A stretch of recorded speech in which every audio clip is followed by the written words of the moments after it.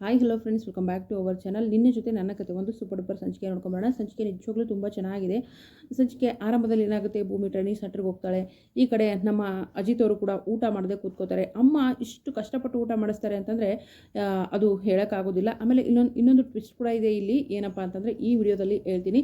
ಅಜಿತ್ಗೆ ಭಯ ಹುಟ್ಟಿಸುವಂಥ ಒಂದು ಮಾತನ್ನು ಕೂಡ ಹೇಳ್ತಾರೆ ನಮ್ಮ ಸತ್ಯಣ್ಣ ಅವರು. ಸತ್ಯಣ್ಣ ಅವರ ಮಾತು ಕೇಳಿ ನಿಜವಾಗ್ಲೂ ಅಜಿತ್ಗೆ ಶಾಕ್ ಕೂಡ ಆಗುತ್ತೆ. ಒಂದು ಕ್ಷಣ ಮೌನ ಕೂಡ ಆಗ್ತಾರೆ, ಭಾವುಕರು ಆಗ್ತಾರೆ. ಸೊ ಏನಾಗಿರ್ಬೋದು ಆ ಮಾತು ಈ ವಿಡಿಯೋದಲ್ಲಿ ನೋಡೋಣ. ದಯವಿಟ್ಟು ವಿಡಿಯೋನ ಸ್ಕಿಪ್ ಮಾಡದೆ ನೋಡಿ, ಚಾನಲ್ ಸಬ್ಸ್ಕ್ರೈಬ್ ಮಾಡಿಕೊಂಡು ಸಪೋರ್ಟ್ ಮಾಡಿ. ಏನಪ್ಪ ಅಂತಂದರೆ ಸಂಗೀತ ಅವರು ಹಂಗೋ ಹಿಂಗೋ ಅಂತ ಹೇಳ್ಬಿಟ್ಟು ತುತ್ತು ಮಾಡಿ ಉಣಿಸ್ತಾರೆ. ತುತ್ತು ಮಾಡಿ ಉಣಿಸಿದಾಗ ಹೇಳ್ತಾರೆ, ಮಂದಿ ಮಕ್ಕಳು ಬರ್ತಾ ಬರ್ತಾ ದೊಡ್ಡವರಾಗ್ತಿದ್ದಾರೆ, ಆದರೆ ನನ್ನ ಮಕ್ಕಳು ಬರ್ತಾ ಬರ್ತಾ ಚಿಕ್ಕವರಾಗ್ತಿದ್ದಾರೆ ಅಂತ ಹೇಳ್ಬಿಟ್ಟು ಈಗ ತಿನ್ನು ಅಂತ ಹೇಳ್ಬಿಟ್ಟು ತಿನ್ನಿಸ್ತಾರೆ. ಆ ಕಡೆ ಭೂಮಿ ಕೂಡ ತಟ್ಟೆಯಲ್ಲಿ ಊಟ ಹಾಕೊಂಡು ಕುಂತಿರ್ತಾಳೆ. ಸಾಹೇಬರು ಮೊದಲೇ ತುತ್ತು ನನಗೆ ಕೊಡ್ತಿದ್ರಲ್ವಾ, ಈಗ ನನಗೆ ಊಟನೇ ಹೋಗ್ತಿಲ್ಲ, ಏನು ಮಾಡೋದು ಅಂತ ಯೋಚನೆ ಮಾಡ್ತಾ ಇರ್ತಾಳೆ. ಇನ್ನು ಸಹನ ಇರ್ತಾಳಲ್ವಾ, ಭೂಮಿ ಅಜಿತಕ್ಕ ಎಲ್ರದ್ದು ಊಟ ಆಯಿತು ತಟ್ಟೆಯಲ್ಲಿ, ನೀವು ಇನ್ನೂ ತಿಂತಾನೇ ಇದ್ದೀರಲ್ಲ, ತಿಂದೇ ಇಲ್ವಲ್ಲ ಅಂತ ಹೇಳಿದ ತಕ್ಷಣ ಸಹನ ಹೀಗೆ ಭೂಮಿ ಅಜಿತಕ್ಕ ಅಂದರೆ ನಿನಗೆ ತಿರುಗಾಡ ನೋಡಲ್ಲೇ ಪೇನು, ತಿರುಗಾಡೋ ಫ್ಯಾನ್ಗೆ ನೇತಾಕ್ಬಿಡ್ತೀನಿ ಅಂತ ಹೇಳ್ಬಿಟ್ಟು ಎದುರಿಸ್ತಾಳೆ ಭೂಮಿ. ಸೊ ಆದರೂ ಹುಡುಗಿ ಹೇಳೋದಿಲ್ಲ, ಭೂಮಿ ಅಜಿತಕ್ಕನೆ ಅಂತ ಕರಿತಾ ಇರುತ್ತೆ. ಹೋಗಲಿ ಬಿಡು, ಸಾಹೇಬ್ರು ನನ್ನ ಬಗ್ಗೆ ಯಾಕೆ ಯೋಚನೆ ಮಾಡ್ತಾರೆ, ನಮ್ಮಿಬ್ಬರದ್ದು ಮುಗಿದೋಗಿರೋ ಕತೆ ಅಲ್ವಾ, ಅವ್ರ ಪಾಡಿಗೆ ಅವ್ರು ಊಟ ಮಾಡಿ ಆರಾಮಿರ್ತಾರೆ. ನಾನು ಇದನ್ನ ಯಾವುದೂ ತಲೆ ಕೆಡಿಸ್ಕೋಬಾರ್ದು, ನಾನು ಕೂಡ ನನ್ನ ಕೆರಿಯರ್ ಕಡೆ ಏನಪ್ಪ ಅಂತಂದರೆ ಗಮನ ಕೊಡಬೇಕು, ನಾನು ಕಾನ್ಸ್ಟೇಬಲ್ ಆಗಬೇಕು, ನಮ್ಮಪ್ಪನ ಆಸೆ ನೆರವೇರಿಸಬೇಕು ಅಂತ ಹೇಳಿ ಮತ್ತೆ ತನ್ನಂತಾನೆ ಧೈರ್ಯ ತಂದ್ಕೋತಾಳೆ ಭೂಮಿ.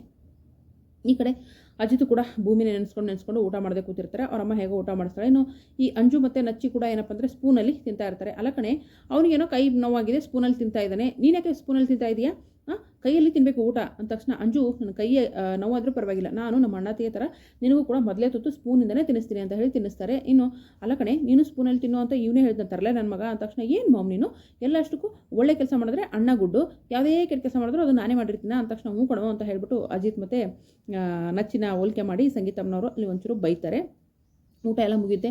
ಅಜಿತ್ ಕೂಡ ಭೂಮಿ ಬಗ್ಗೆ ಯೋಚನೆ ಮಾಡ್ತಿರ್ತಾನೆ. ನೋಡೋ, ನಿಂಗೆ ಯೋಚನೆ ಮಾಡಿ ಊಟ ತಿಂಡಿ ಬಿಟ್ಟರೆ ನಾನು ಶ್ರವಣನ ಕರ್ಕೊಂಡೋಗಿ ಟ್ರೈನಿಂಗ್ ಸೆಂಟರ್ಗೆ ಹೋಗ್ಬಿಟ್ಟು ಭೂಮಿನ ಕರ್ಕೊಂಬಂದ್ಬಿಡ್ತೀನಿ ಅಂದ ತಕ್ಷಣ ಅಮ್ಮ ಅಂತಾನೆ, ಮತ್ತೇನೋ ನೀನು ಬರ್ತೀಯಾ, ಸರಿ ನೋಡಿ ಅಂದಾಗ ಅಮ್ಮ ಹೀಗೇನು, ಸರಿ ನಾನು ದಿನ ಊಟ ತಿಂಡಿ ಮಾಡಬೇಕು ಅಷ್ಟೇ ತಾನೇ ಅಂತ ಹೇಳಿದ ತಕ್ಷಣ ಹ್ಞೂ ಕಣೋ ಅಂತ ಹೇಳಿ ಭೂಮಿ ಕೂಡ ಅಲ್ಲೇ ನಿನ್ನ ಥರನೇ ಯೋಚನೆ ಮಾಡ್ತಿರ್ತಾಳೆ ಅಂತ ಹೇಳಿ ಹೇಗೋ ಸಮಾಧಾನ ಮಾಡಿ ಮಗನ ಊಟ ತಿನ್ನಿಸ್ತಾರೆ.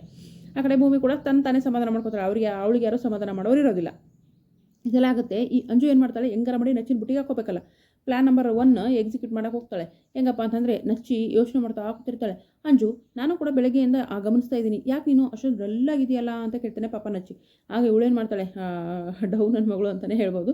ಅವಳೇನಂತಾಳೆ ಅಂದ್ರೆ, ಅದು ಅಕ್ಕ ಮನೇಲಿ ಇಲ್ವಲ್ಲ ನಚ್ಚಿ, ಅದಕ್ಕೆ ಯೋಚನೆ ಮಾಡ್ತಾ ಇದ್ದೆ, ಭೂಮಿ ಅಕ್ಕ ಮನೇಲಿ ಇಲ್ಲದೆ ಒಂಥರ ಬೇಜಾರಾಗ್ತಿದೆ ಅಂದ ತಕ್ಷಣ ಅಂಜು ಕೇಳಿ ತುಂಬ ಖುಷಿ ಆಗ್ತಿದೆ. ಒಂದು ಕಾಲದಲ್ಲಿ ಅಣ್ಣ ಅತ್ತಿಗೆ ಅಂದರೆ ನಿನಗೆ ಆಗ್ತಿರಲಿಲ್ಲ, ಅಂಥದ್ರಲ್ಲಿ ಈಗ ನೋಡಿದ್ರೆ ಅತ್ತಿಗೆ ಬಗ್ಗೆ ಯೋಚನೆ ಮಾಡ್ತಿದ್ಯಾ, ಅಜ್ಜಿ ಹೇಳ್ತಾರಲ್ವಾ ಕಾಲ ಎಲ್ಲರನ್ನೂ ಬದಲಾಯಿಸುತ್ತೆ ಅಂತ ಹೇಳ್ಬಿಟ್ಟು ಅಂದ ತಕ್ಷಣ ಕಾಲ ಅಲ್ಲ ನಚ್ಚಿ, ಅವರಲ್ಲಿರ್ತಕ್ಕಂಥ ಒಳ್ಳೆತನ ಅಂತ ಹೇಳಿ ಇವಳೇನೋ ದೊಡ್ಡದಾಗಿ ಒಂದು ಮಾತಾಡ್ತಾಳೆ. Anju really you are great ಅಂತ ಹೇಳ್ಬಿಟ್ಟು ಹೋಗೋಕ್ಕೆ ಶುರು ಮಾಡ್ತಾನೆ.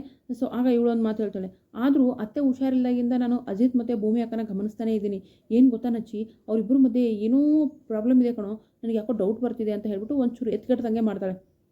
ಅದಕ್ಕೆ ಸೊಪ್ಪೆ ಹಾಕೋದಿಲ್ಲ ನಮ್ಮ ನಚ್ಚಿ, ಇಲ್ಲ ಹಾಗೇನಿಲ್ಲ, ಅಣ್ಣ ಅದಕ್ಕೆ ಹಾಗೇನಿಲ್ಲ, ಯಾಕಂದರೆ ಟ್ರೈನಿಂಗ್ ಕಳಿಸಿದ್ದಾನೆ ಅಂದ ತಕ್ಷಣ ಅವರಿಬ್ಬರ ಮಧ್ಯೆ ಪ್ರೀತಿ ಇಲ್ಲ ಅಂತಾರಲ್ಲ, ಹೆಂಡತಿಯ ಭಾವನೆಗಳಿಗೆ, ಹೆಂಡತಿ ಆಸೆಗಳಿಗೆ ಬೆಲೆ ಕೊಡ್ತಿದ್ದಾನೆ ನನ್ನ ಅಣ್ಣ.